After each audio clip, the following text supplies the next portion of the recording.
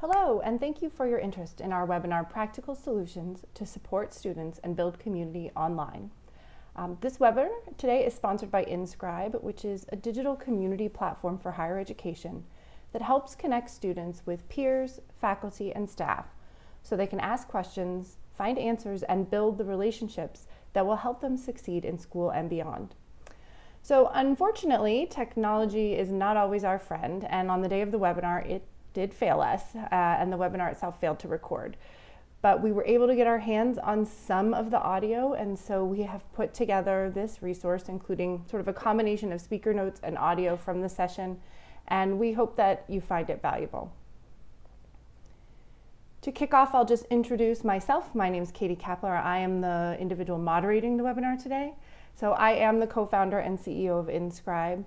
And again, we are really focused on student engagement and helping institutions build community and connect their students with their peers, the faculty, and the support staff so they always have access to answers and the individuals they need to be successful. I'm joined today by Dr. Kevin Kelly. Kevin teaches online as a lecturer in the Department of Equity, Leadership Studies, and Instructional Technologies at San Fransisco State University. He also works with colleges and universities as a consultant to address distance education, education technology, and organizational challenges. He is co-author with Katie Linder and Tom Tobin of Going Alt-AC, A Guide to Alternative Academic Careers, and he's the lead author with Todd Zarachka of Advancing Online Teaching, Creating Equity-Based Digital Learning Environments. My other panelist today is Jennifer Weddle. Jenny works at the Indiana University School of Medicine as a business systems manager, where she provides awareness and understanding of technology solutions for administrative units in educational affairs. Jenny consults with various teams supporting medical student education to determine their needs so she can recommend and help implement solutions that fit into the overall technology landscape at the school. Jenny got her MS in Business Analytics from the Kelley School of Business. We did have one panelist who wasn't able to join us today, Jason Dennison, who is the program manager at Ed Plus from Arizona State University. He had something come up and couldn't join us, but I will talk a little bit about some of the work that ASU is doing a little bit later in the webinar. So with that, I just want to talk a little bit about, why are we here? What was it that led us to host this webinar today, and why is this topic so critical right now? Well, the reality is that in post-secondary education, it is just as much who students engage with and the relationships they build as it is the content they learn that really will determine the outcomes and success for those students. And fostering community in higher ed is always difficult, but it's particularly challenging for students who are learning at a distance. Online learning can be very isolating, and students don't necessarily always have regular access to each other or to faculty and staff. And adding to that is the fact that many online students are what we would consider non-traditional learners, meaning they may be first generation, or many have other responsibilities at home, such as working part-time or full-time, or parenting while they're going to school.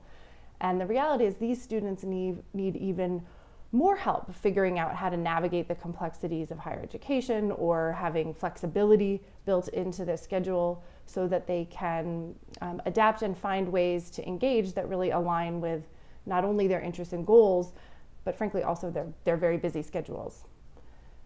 And while the complexities of supporting online students have existed for many years, this has really just been thrust into the spotlight with the arrival of COVID-19 and the fact that many colleges and universities really don't know what their learning modality is going to look like this fall and going forward for the next year. And so every school is now having to think about what are some strategies to help me be successful in this space. So today, that is really what we're going to do. We're going to talk a little bit about some of those challenges that we face, and then we're going to dig into practical solutions that our moderators have brought to bear to help them solve some of these problems and really drive engagement and help build community both inside and outside of the classroom. So our goal is that you will walk away today with actionable ideas that you can implement right away to help improve the experience for your students.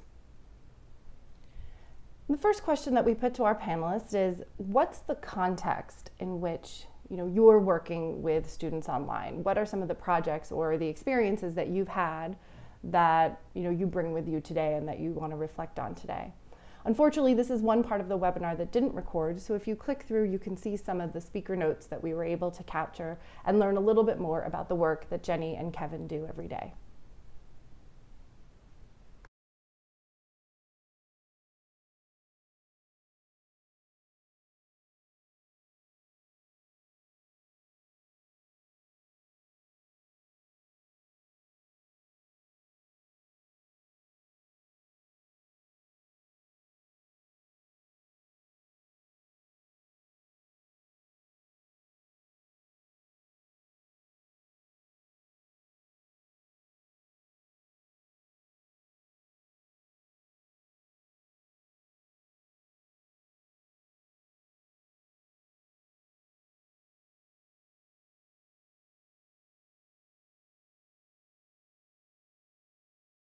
As a consultant, I work with individual universities, community college districts, and even statewide systems to help students, faculty, and staff. And really, kind of in the spring, it was about survival, and right now it's about preparing for the fall. And so one of the real areas of focus has been to support students and faculty who were new to online teaching and learning this past spring, who did it without choosing to, and who may still need additional support in online environments this fall. They didn't become experts overnight. And in particular, those equity issues that we need to address. I really like how one community college district, the Peralta district in Oakland, California, they define equity as freedom from biases, assumptions, and institutional barriers that negatively impact students' motivation, opportunities, and achievement. So that's really where we try to put our efforts. And I'm excited to be working on some really innovative projects right now. This spring, we built some emergency online teaching and learning resource pages, as many campuses did around the country. But we wanted to focus not only on students and faculty, but the staff who support those two groups and campus leaders who are making decisions about things that they don't normally touch.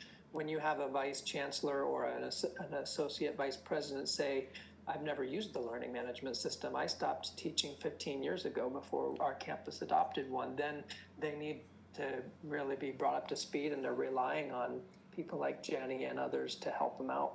Yeah. This summer, to your point, Katie, about the experience being not just in the online courses, I'm working with one university to build an orientation to online learning that will address academic readiness for that environment, but will also create environments for campus-wide social connections. And so I'm even trying to convince them to incorporate things like digital escape rooms and things that where students who are new to campus, I saw that in the chat as well. How do we help first time just coming to campus students, and their experience is going to be 100% virtual? How do we help them create a community when they can't meet people in person?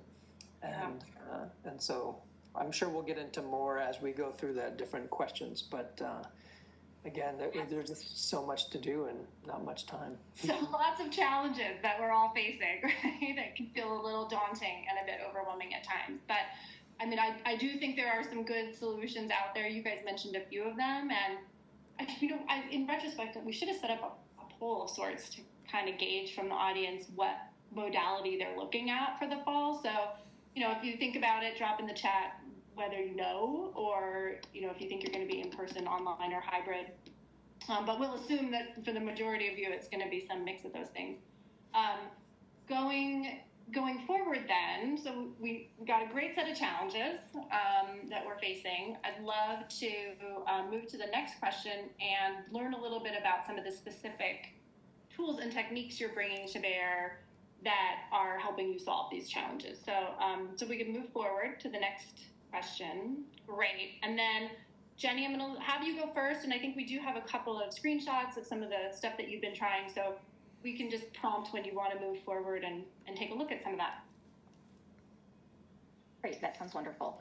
All right, so so as you've kind of mentioned, we're still in the process of figuring out exactly how everything's going to work. But with so much of it moving online, one of the things that we're trying to do is make sure that, to the extent possible, students have an opportunity to at least, have some support, know who to go to and who to contact and so forth. I think, right now, a lot of the things that we have, moving forward, I'm sure many of you are using as well, but I imagine there are right now, and will continue to be we're doing a lot of the online Zoom sessions and office hours for, a lot of our administrators and deans, or, meeting with students and making themselves available to, answer questions and so forth. And we're also, from a learning perspective, there's a lot of, breakout rooms and discussions and all of those different things that happen in the classroom. But one big thing that we've been trying to focus on, just again, especially due to the shift with COVID, is making sure that we're communicating, as effectively as we can with students. And so attention to it now on a weekly basis, we send out a newsletter to all of our medical students. And then, for the incoming class of 2024, we're using Salesforce for that as well, but we're doing it a little bit differently. So it's set up more like a journey, they call it, and in that way, so that students can, again, if we get some late admits, that way they're getting, the same information, but maybe at slightly different intervals, just so that, everybody can kind of get caught up and up to speed on, we typically start our communication with the incoming students early June. So we actually just started this last iteration of that on June 8th. So that's moving along. And then the other part, I think that might be on the next slide there. I can kind of talk you guys through a little bit. We have also created a roadmap for orientation. This is our I think that they've done this for a few years now, but we're adjusting some things as we go.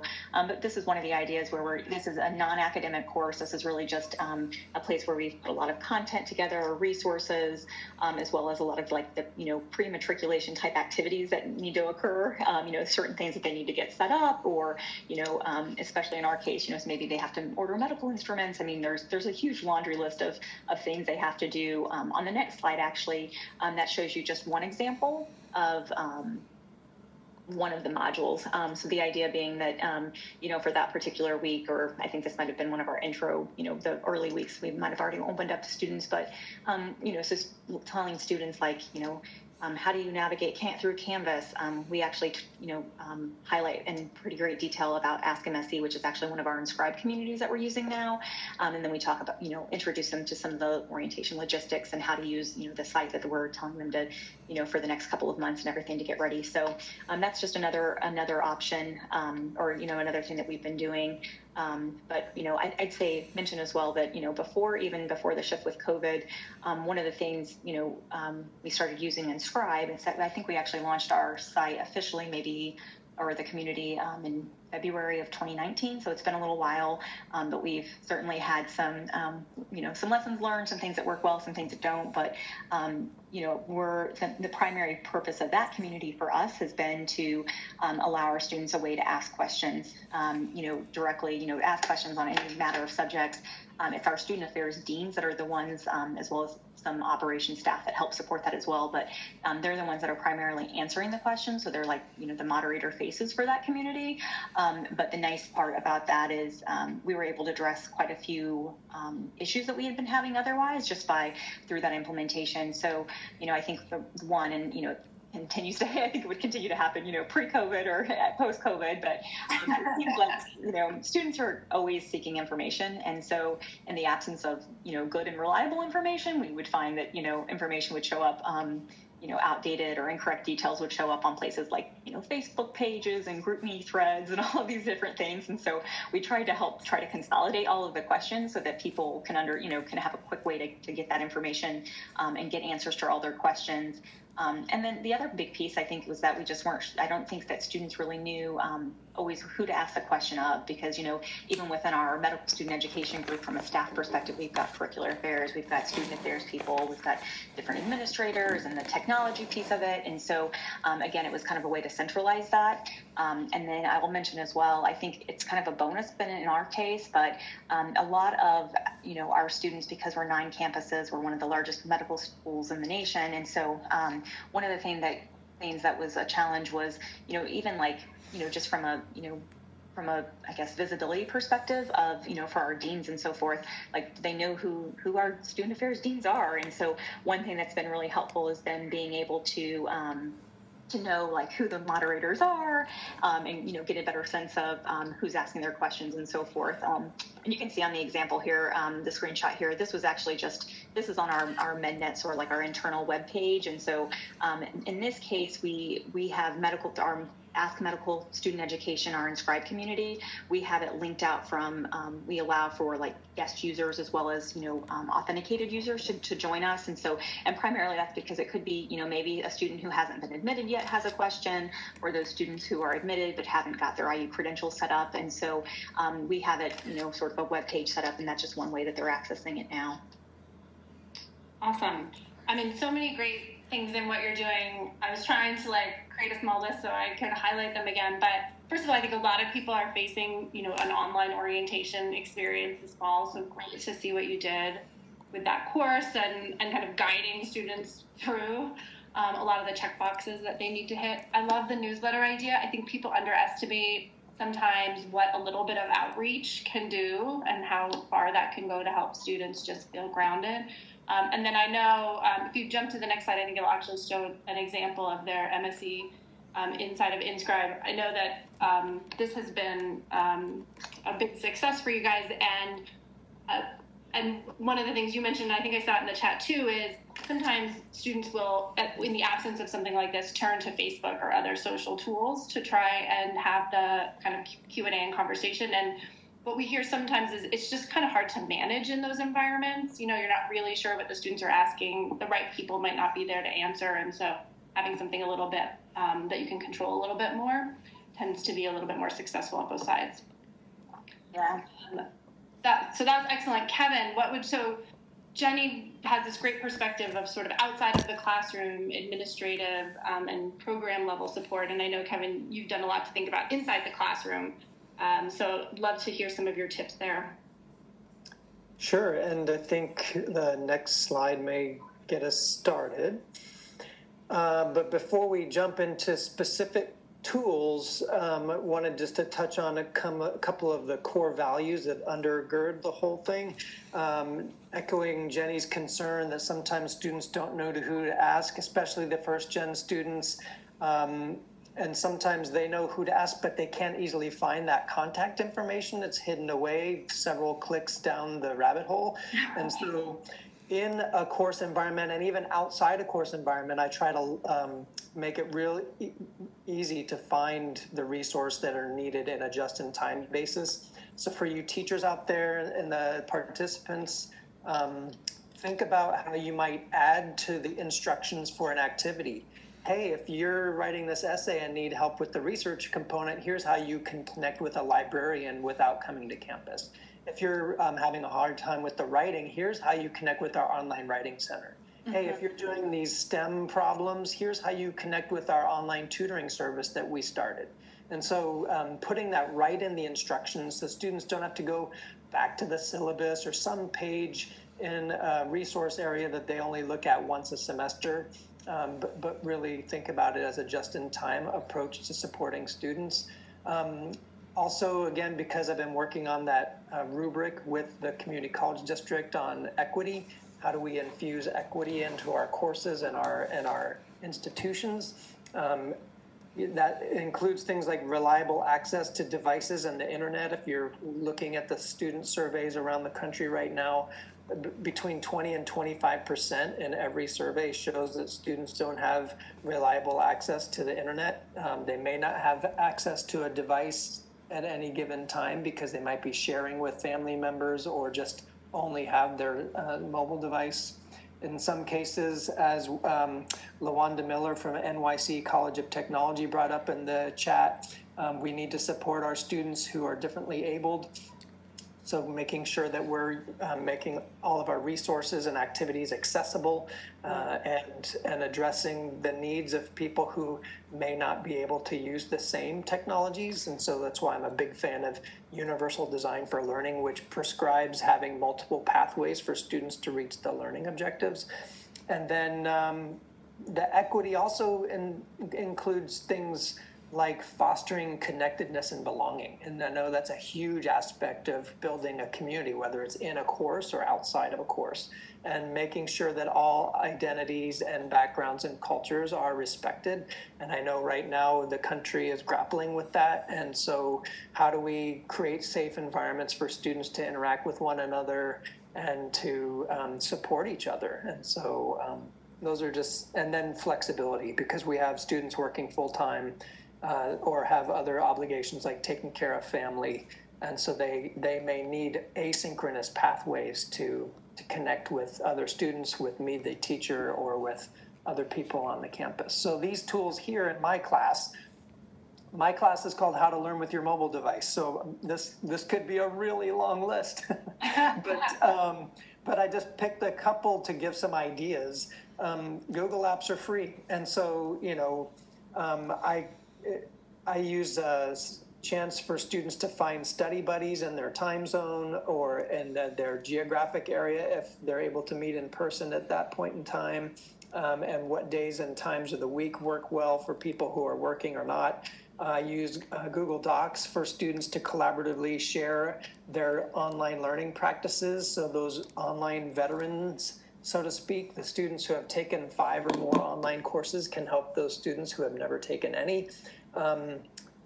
Right now, for access and equity, I'm going to start using Google Voice, where if a student can't write an essay because they only have a mobile device and they don't want to type it out with their thumbs, then I'm telling them, hey, write it on paper with a pen, and then leave me a voicemail message for free on Google Voice, and I will just treat it like a book on tape. I can still use the same rubric to evaluate that student's essay, and they don't have to have a device to do it. And then things like in the discussion forums, we've got like a community cafe, which is part social, part academic. Students can help each other with, hey, I didn't see it on the syllabus, how do I do X? But also I give them the opportunity to either use text and images, or they can use Flipgrid, which is short 2 to 5 minute videos. They just post the link to the Flipgrid video in that discussion forum.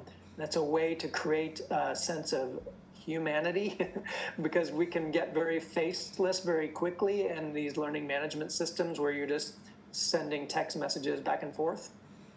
Speaking of text messages, I use a tool called remind.com where I send announcements as an alternative pathway. Students can opt in to get messages. So I want to meet students where they are. I know not every student reads email all the time. So if they take the time to click the button to become a member of our remind.com community, not only can they get announcements from me, but they can ask questions of any other student who agrees to get those text messages. So if a student says like, hey, where do I find this? Or they don't always have to come to me, they can ask their fellow students. And then things like Digo is a social bookmarking tool that students can use to create research projects and share bookmarks together. And even for studying for courses, Study Blue and Quizlet are flashcard apps where students can share flashcard decks with students in the same discipline. So giving students opportunities to collaborate with one another in ways that they may not have considered. They're pretty good with their mobile devices, but they don't always know how to use them for learning, and especially not for learning socially. So that's just a couple ideas. That's awesome, Kevin. And I think we had, if we click through, just show some visuals of those tools. Yeah, so there's some parts of the form in Google where I have students create, they enter if they want to find a study buddy. I encourage it because it's not only for academic support, but social support.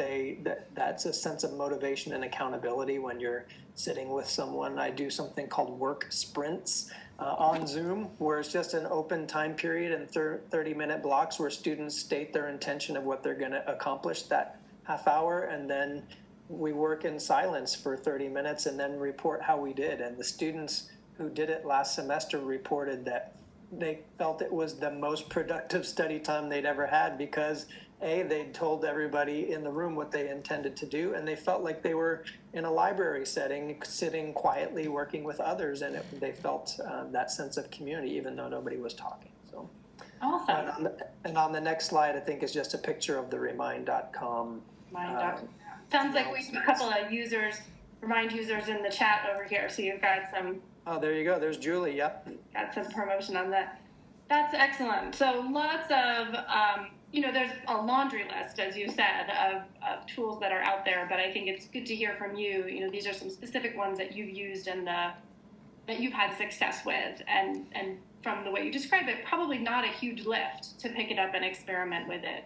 No, and I encourage people to just pick one. You don't have to do. I mean, I've been doing this you don't have to boil the ocean. I've been doing this for 10 years, so every year or two I pick a new tool that looks interesting, but it's not like I'm trying 17 things at once. It's right. That's a good point, and good to reassure people that you don't have to try and do everything at once. I think we're running a little late on time, but I'll speak really quickly to the ASU use case, because I did think I saw some folks that were here that might benefit from that. So if we just go to the next slide really quickly. So one of the things that Jason focuses on at ASU is how to support students who are learning online and learning in some of their highly scaled programs. So not just their online students, but in terms of the relationship that ASU has with Uber or Starbucks and educating those employees. And one of the big focuses is math, first-year math, which we all know can be a tremendously challenging course. And one of the things that ASU found, they have thousands of students going through first-year math every semester, and they were finding that the sort of standard model of having multiple course sections, each with a dedicated TA, wasn't really working as well as they wanted for their student population. Some TAs were overwhelmed with work, while others, didn't have as much to do, and then the alignment between the hours that the TAs were available and when their students were actually learning, which was very much, these are non-traditional students, so online on the weekends, and the way they were accessing the TAs was, they felt was becoming a barrier for their students to find success. So one of the really innovative things that they do is they pooled the TAs. So rather than have a dedicated TA per classroom, they worked as a team. So that obviously evened out the workload. It also meant that they could have more flexibility in schedules. So some TAs were actually allocated to evening or weekend hours to be more available when the students needed them. And then the other thing they did, which is, although they still do some one-on-one tutoring, see that highlighted here in this screenshot, is they leveraged InScribe to build a math community that was integrated directly into the student's math course.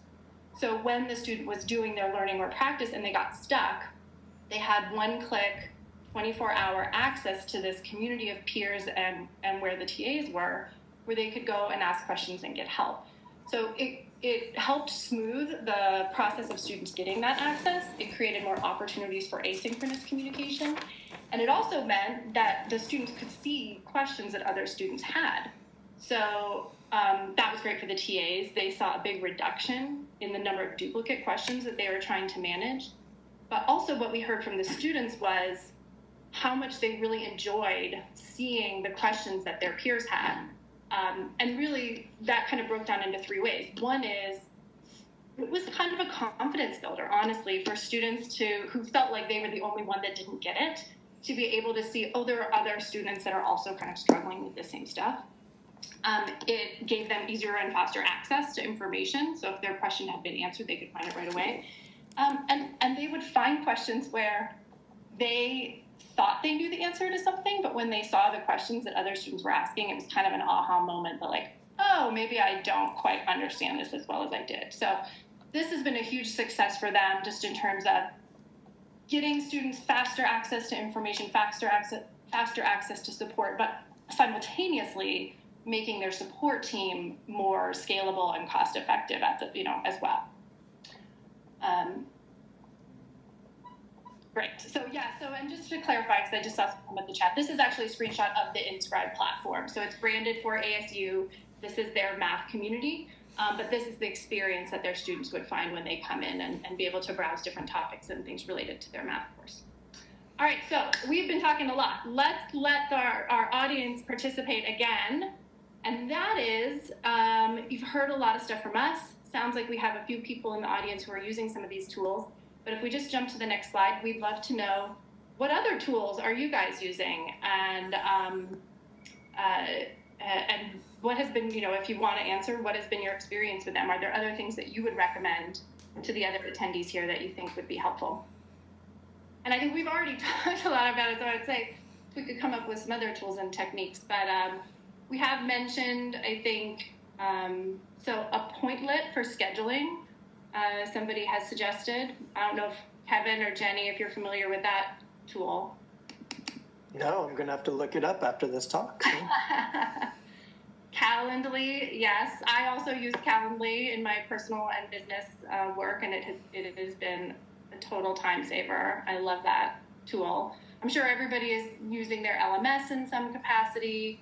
I was trying to think of some other things that we've run into. We have talked about tools that sometimes folks are using outside of the system, so Twitter, Facebook, other systems like that can have, I think some of the feedback we got was great for social and that type of stuff, but less useful for really managing the conversation.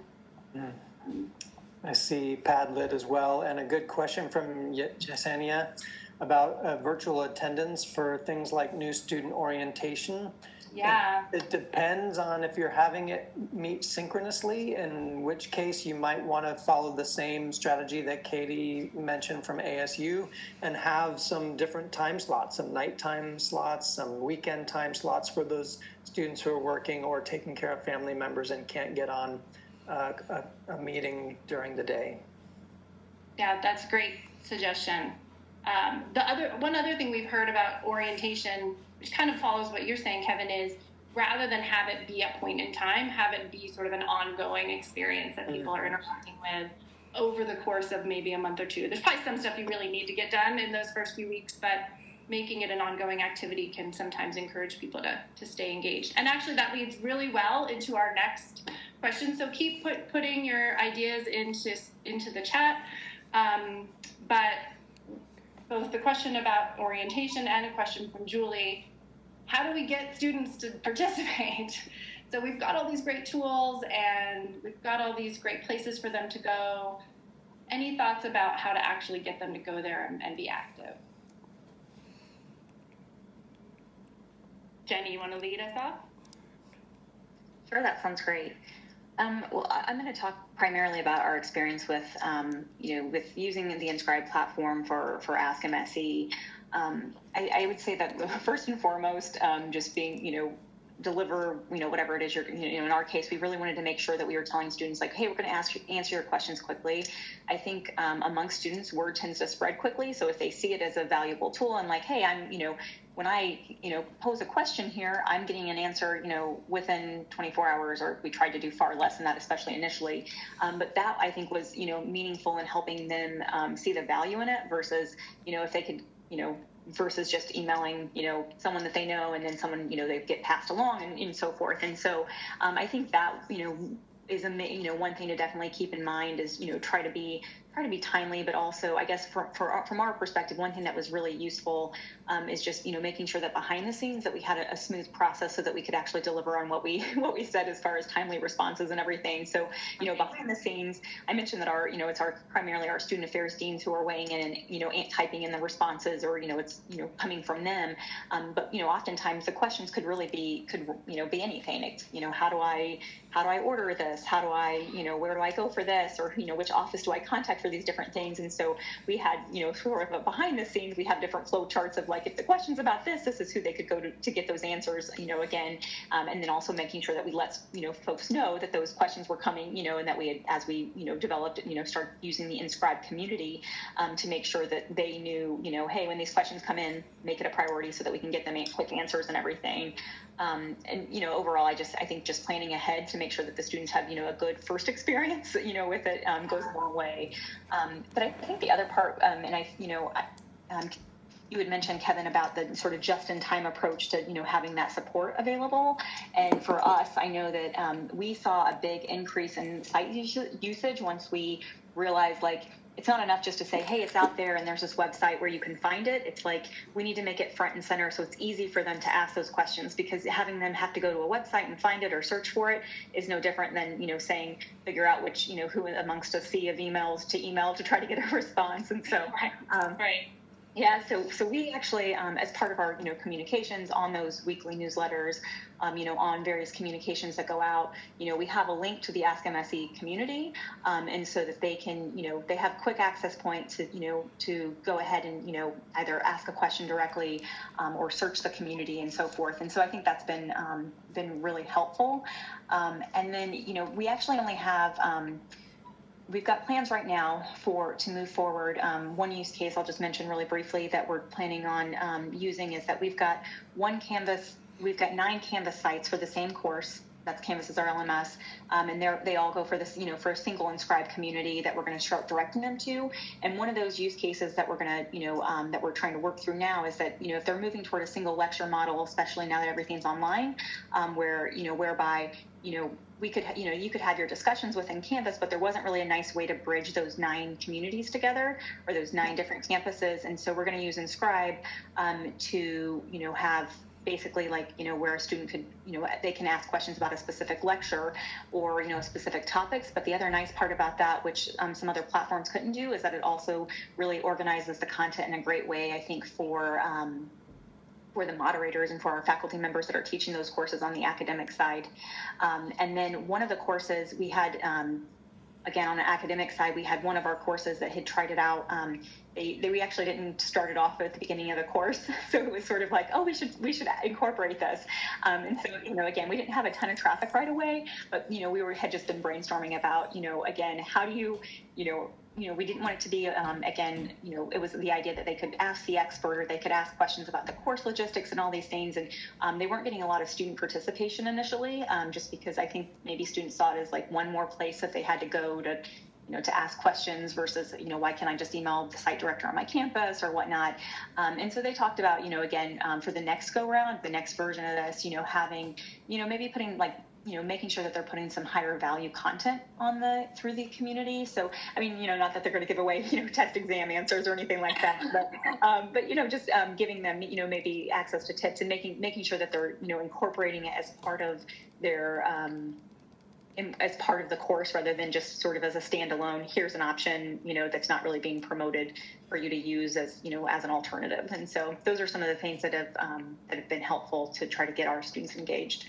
That's awesome. Yeah, 2 great points there, right?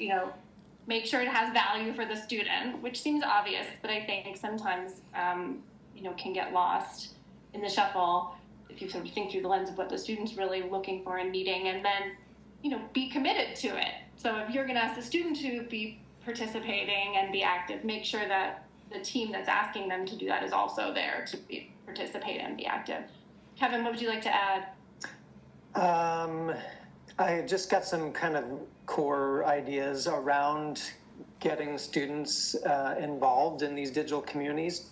One is don't wait until fall, because we're doing boot camps for faculty right now. We're doing all this work, but students, if they show up and don't learn how to use the systems and engage with other students until day 1 of classes, it's going to get caught up in the rest of the attention that they're focused on their academic work. Make everything highly visible. So as Jenny pointed out, it can be hard for students to find certain things. So having links from as many places as possible. Links are cheap, I like to say, but also using multiple communication channels so students can find out about it, not just in an email from a campus administrator, but also on different platforms, Instagram and things where students can be found.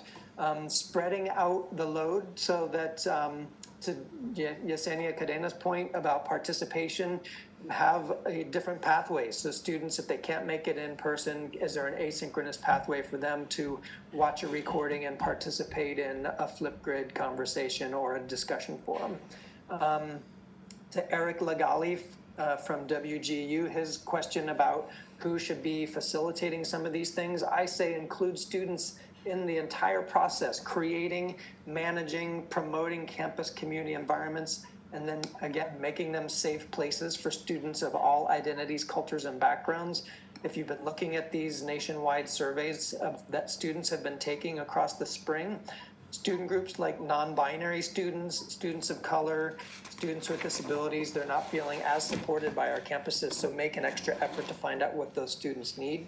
And last but not least, hold regular real-time events as well as asynchronous contests and endeavors to maintain momentum and energy. Elon University is a good example of this over the spring. As soon as they shut their campus down, not only did they have workshops that students could attend just like the staff and faculty, but they also had regular coffee chats and things where people could just have a way to be social on Zoom. So plenty of ideas out there, and I'm sure the group in the chat has more to share. Yeah, and again, it's not a one size fits all, right? So try a few things, see what works. Don't hesitate to try new things if the particular thing you pick is not perfect for your student population at that time. Katie, one thing I'll add as well, just to add to what Kevin said, I think the part about, just being able to engage students in the process, one thing that was also really helpful for us when we were trying to get these various communities set up is we've actually we'll grab a few students and get their input on things. I mean, certain, small setting changes, but certain things for one of our examples, the students felt like they would be more comfortable asking questions, even though, again, just for the community to view if it was initials only. So if their initials are displaying versus having their full first and last name. And, behind the scenes, the moderator can still see exactly the student, their contact details, everything, who it was that posted it, but just more from a, like you mentioned, if they're seeing their peers ask these questions and so forth, they felt more comfortable. They mentioned, in some cases with their initials only. So it's, certain things like that, I think just getting their input makes, kind of gets their buy-in a little bit to that as well.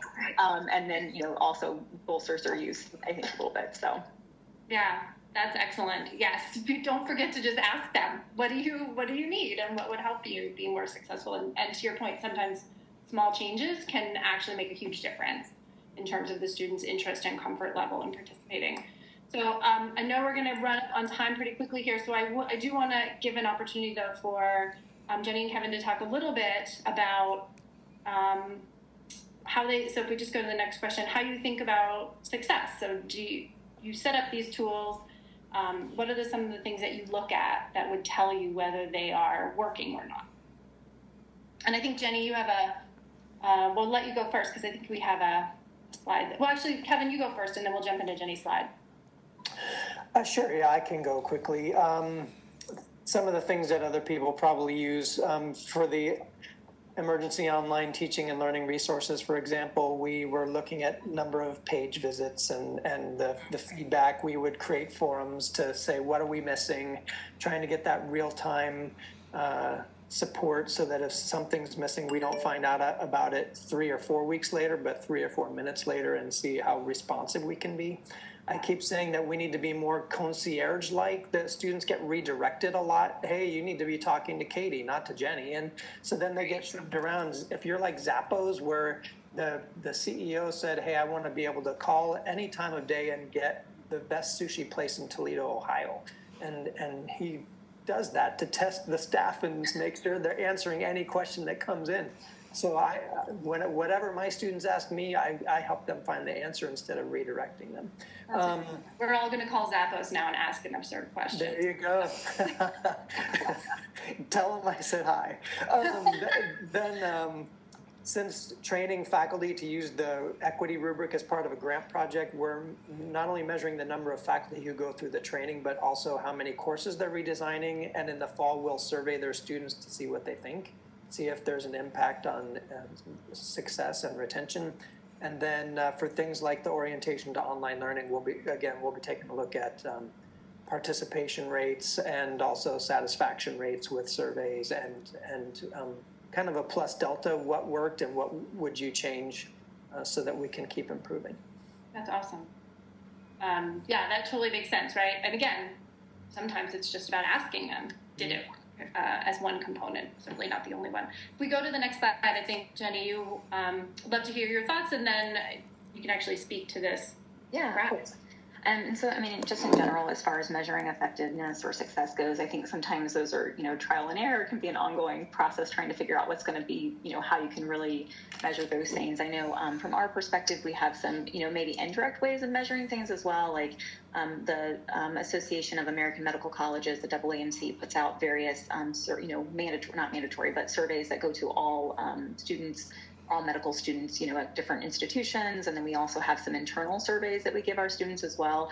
So we can gauge some things, like, student satisfaction and some various factors of that, and, try to determine, maybe some of our, approaches and things that we tried, our, online approaches, see maybe how effective some of those are.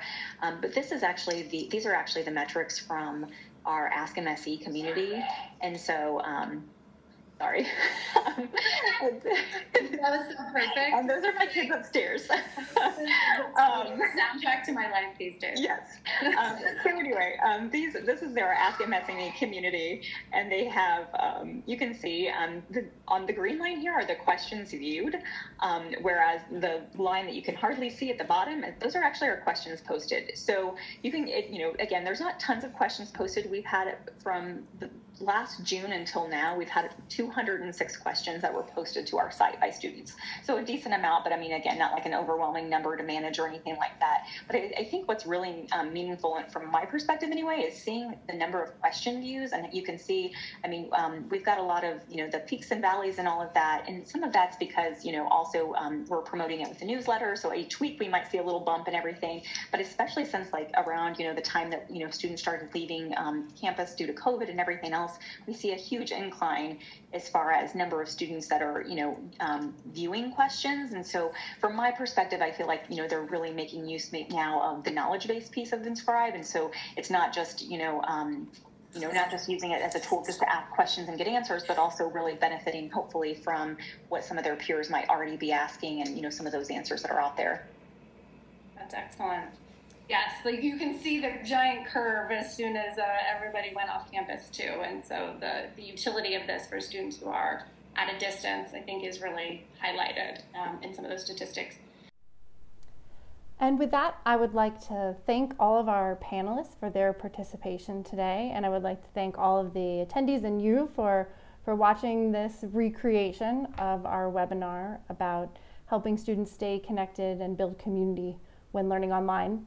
If you are interested and would like to learn more about InScribe and how we help institutions tackle this challenge, please reach out to us at hello@inscribeapp.com, or you can check out our website, inscribeapp.com. And we really look forward to staying in touch and learning about all the innovative ways that you are tackling this challenge going forward. Thanks, everybody.